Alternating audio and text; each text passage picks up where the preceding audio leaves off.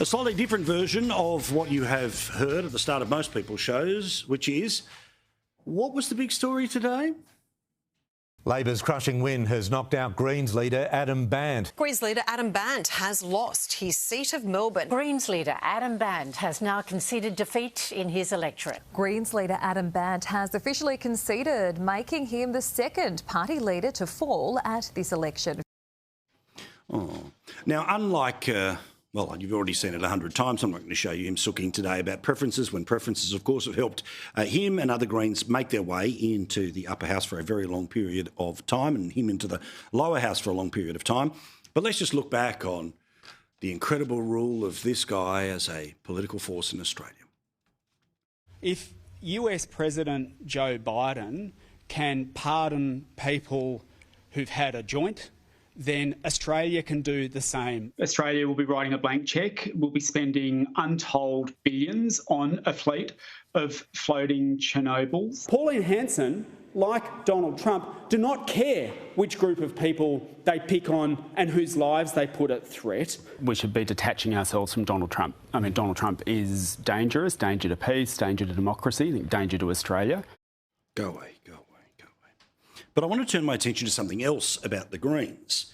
Now, they often love to pretend that they are somehow different than the rest of Australian politics. Major parties.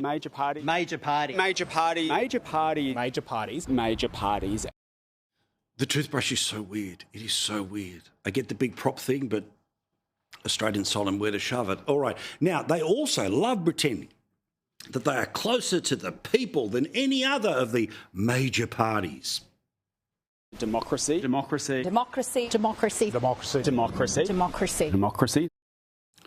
But who will pick the next leader of the Greens? Will it be the membership of the Greens? No. In fact, it's only the Labor Party that has the option, if two people want to run for the leadership, for the membership, the paid up and proud people who do all the work every election, state, federal and sometimes even local, to have a say in whom best represents them.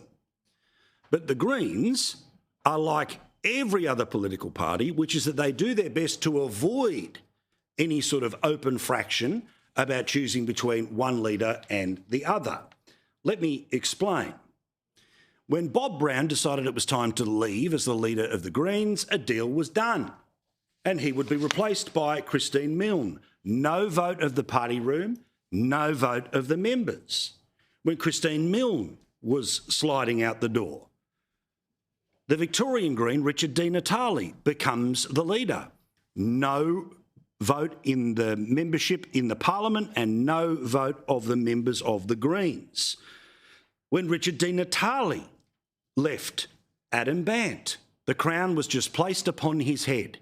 The people who claim to be closer to the people don't even let the members of the party who are elected to Parliament choose. Instead, a deal is always done.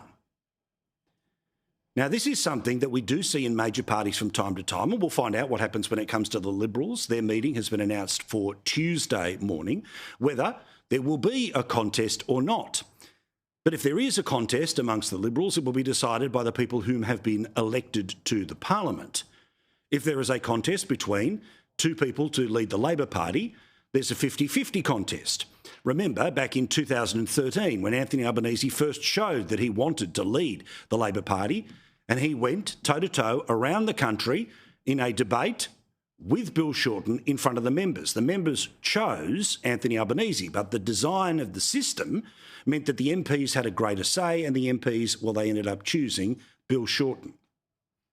But when it comes to the Greens, the likelihood is that, like, dare I say, smoke appearing from a chimney on the other side of the world, we will just learn that there is a different leader. We will not hear that there are multiple people trying to put their hands up.